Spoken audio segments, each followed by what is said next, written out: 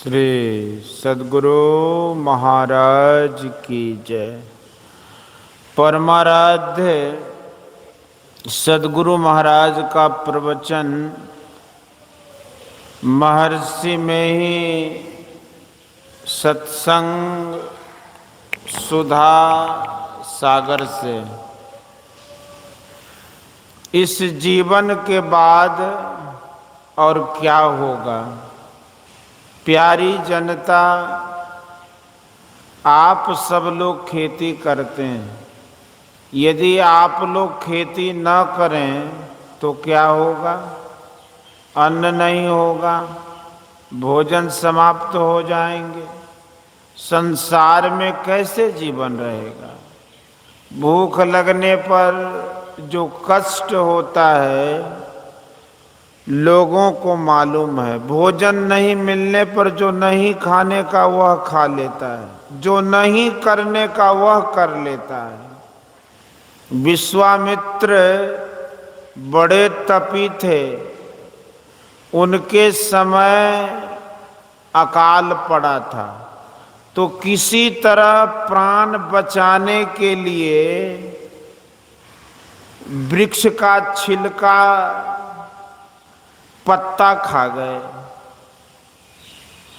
विश्वामित्र ऐसे तपस्वी होते हुए भी डोम के यहाँ कुत्ता का मांस लिया, सो भी चोर के रूप में।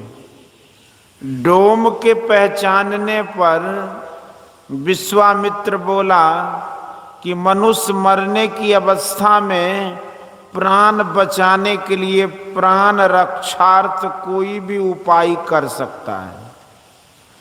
प्राण बचने पर अनेक धर्म हो सकते हैं, कहकर भोजन किया। भंगहा में एक माई दूसरे गांव से आई थी, भूख सहन न कर सकी तो अपने बच्चे को पकाकर खा गई। बिना खेती किए खाना कैसे होगा? वस्त्र कैसे पहने? द्रव्य भी कहाँ से आवे? केवल हीरा मोती घर में रहे और खाने की चीज न रहे तो भूखे मर जाएंगे। लोग इसी डर से खेती करते हैं कि खेती नहीं करेंगे तो भूखे रहना पड़ेगा। लड़के गुरुजी के डर से, घर में माता पिता के डर से पढ़ते हैं। इस अवस्था में नहीं पढ़ने से पीछे संसार में विद्याहीन होकर महादुखी होगा। ऊंचे ऊंचे हाकिम तक डर के मारे अपना अपना काम करते हैं।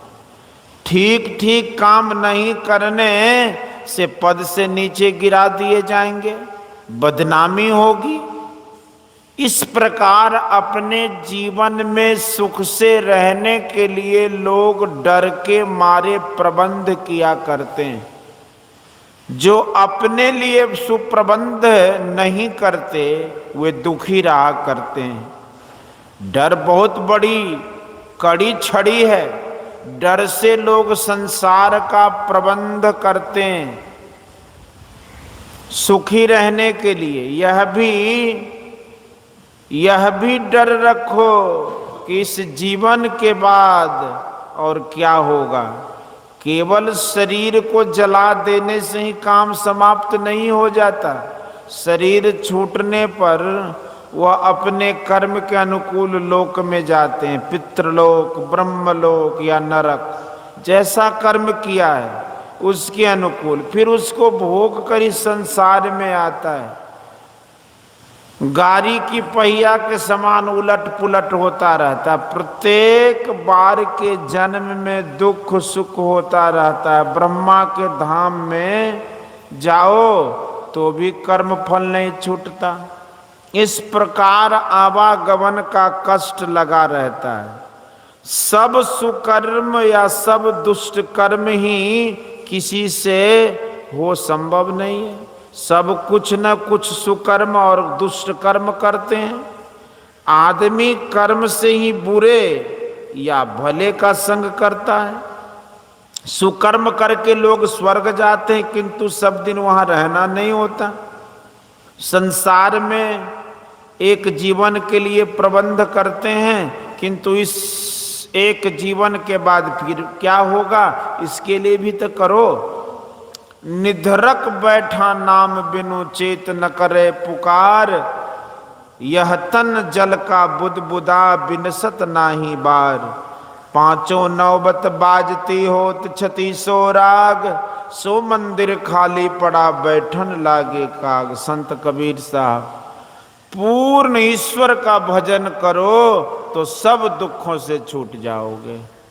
शरीर का यह स्थूल तल है, इसके भीतर जो प्रवेश करता है तो वह सूक्ष्म तल में जाता है। सूक्ष्म तल जहां तक है उसको पार करने पर कारण आता है, यह कारण भी छूट जाता है, तब महाकारण होता है। ये चारों जड़ शरीर हैं, जड़ अज्ञान, इसके बाद चेतन अर्थात ज्ञानमय शरीर आता है। ये ही 5 तल हैं। इन्हीं 5 तलों से शब्द होते रहते। कोई कहे कि शब्द क्या होता है? बिना शब्द के सृष्टि नहीं होती है। इन 5 के केंद्र हैं, बिना केंद्र के मंडल नहीं बन सकता। बिना विद्या के कोई ईश्वर को, धर्म को नहीं समझ सकता। कबीर साहब नहीं पढ़े थे, उनका नकल नहीं हो सकता। सूर्य ईश्वर का बनाया हुआ है, मनुष्य अपने से ऐसा कोई बना नहीं सकता। उसी प्रकार कबीर साहब बनाए हुए थे, उनको बनना नहीं था। मिट्टी से बर्तन बनता है, भूमंडल की थोड़ी थोड़ी मिट्टी एक बर्तन का कारण है। उन सब थोड़ी मिट्टी का खजाना भूमंडल है। जितनी मिट्टी से बर्तन बनता है और वह जहाँ से मिट्टी ली गई वह भी स्थान है, तो जहाँ से मिट्टी ली गई वह महाकारण है। सब मिट्टी कारण है और उसकी खान महाकारण है। कारण माने बीज, सबब जो कारण रूप में आता है वह फूट फूट अलग अलग रूप में हो जाता है। यह व्यष्टि रूप में है, जो समष्टि रूप में है महाकारण है। 3 गुणों के मिलने को प्रकृति कहते हैं, उत्पत्ति, स्थिति और विनाश। यही 3 गुण है। उत्पन्न करने की शक्ति रजोगुण, पालन करने की शक्ति सतोगुण और विनाश करने की शक्ति तमोगुण है। इन 3 गुणों से विशेष संसार में क्या है? संसार में यही 3 गुण काम करते हैं। 3 गुणों के समरूप जो है वह प्रकृति है, उत्पादक, पोषक, विनाशक। तीनों का सम्मिश्रण रूप जो है वह है प्रकृति। यही प्रकृति समरूप में रहने से महाकारण है। इसका नाम नाप जोख नहीं हो सकता। 3 शक्ति जहाँ समरूप में है कुछ हलचल नहीं हो सकता। 3 छोर वाली रस्सी को 3 बराबर बल वाला आदमी खींचे तो हलचल नहीं होगा। उसी प्रकार तीनों गुण समरूप में रहने से महाकारण है। जब ईश्वर की मौज होगी प्रकृति के किसी अंश पर मौज पड़ने से उस अंश का भाग कंपित हो जाएगा। यह हो जाएगा कारण और अकंपित भाग महाकारण होगा। महाकारण के बिना कारण नहीं होगा।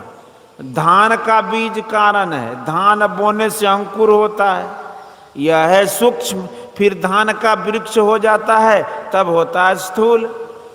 इस प्रकार प्रकृति के 4 रूप हैं, यही रचना है। हम लोग प्रकृति के स्थूल भाग में हैं। अपने अंदर धंसो तो सबसे बारीक वह है जो आंख बंद करने पर अंधकार मालूम पड़ता है। अंधकार से आगे बढ़ो तो सूक्ष्म में चले जाओगे। अंधकार छूटने पर क्या मिलेगा? प्रकाश।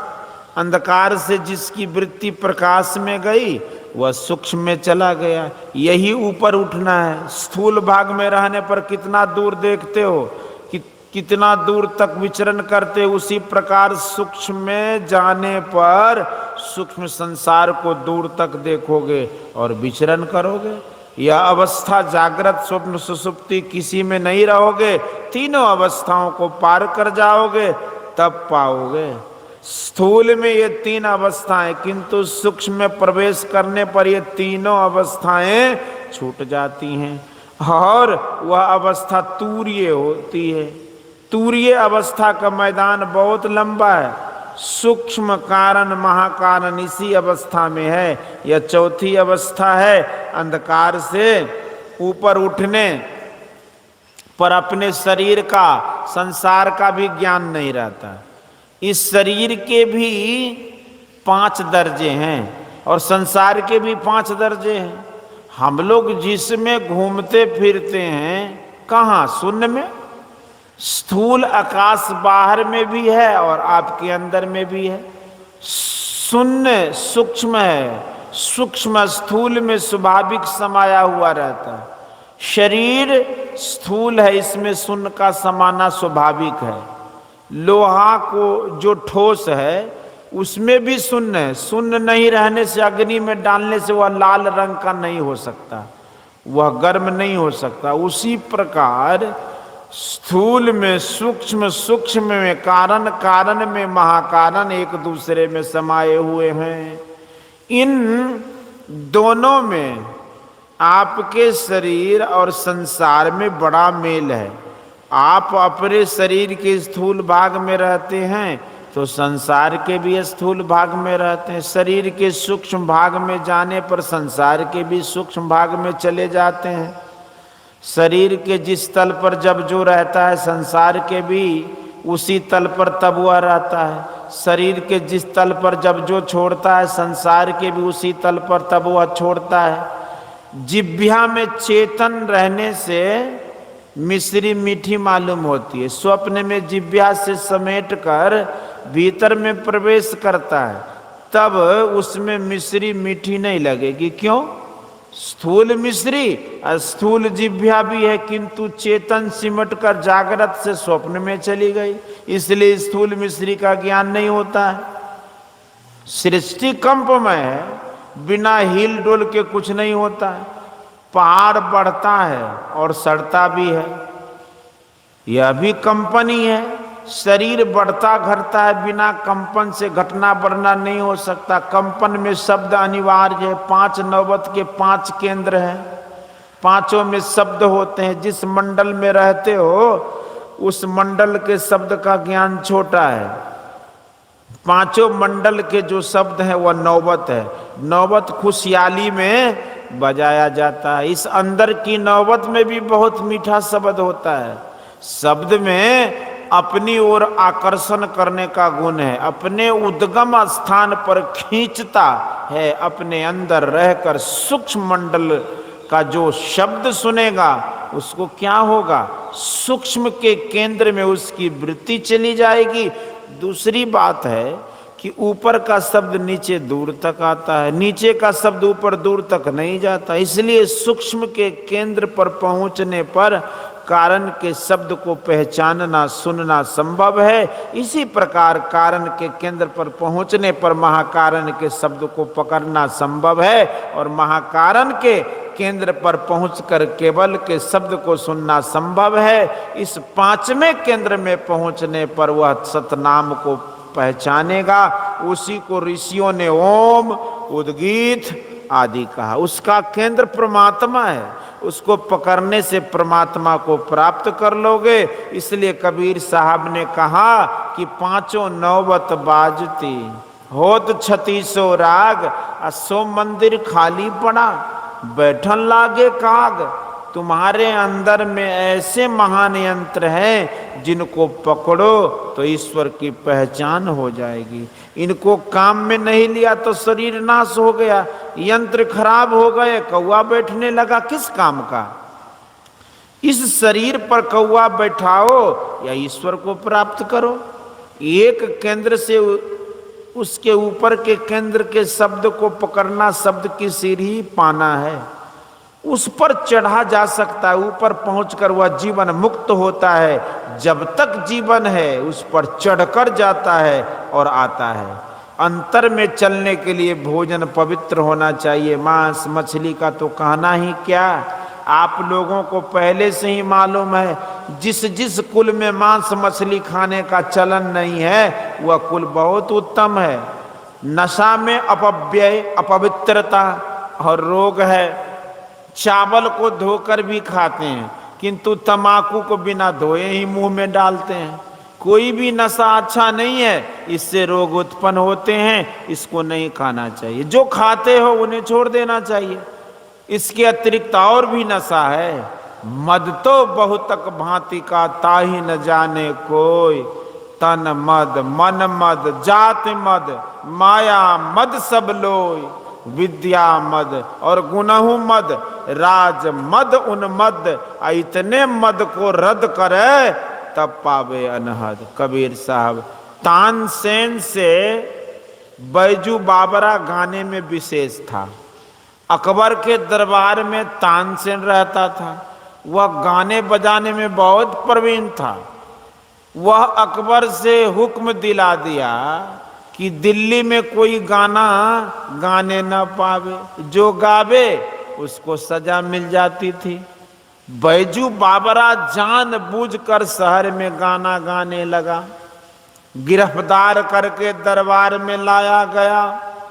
तानसेन से उसका मुकाबला हुआ, तानसेन हार गया। भगवान बुद्ध का वचन है, किसी से बैर मत करो, जो तुमसे बैर करता है उससे भी प्रेम करो।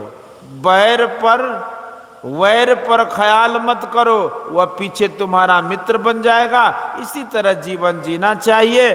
बोलिए श्री सद्गुरु महाराज की जय। यह प्रवचन ग्राम बेलसरा जिला पूर्णिया में दिनांक 18/11/1952 ईस्वी को प्रातःकालीन सत्संग में हुआ था।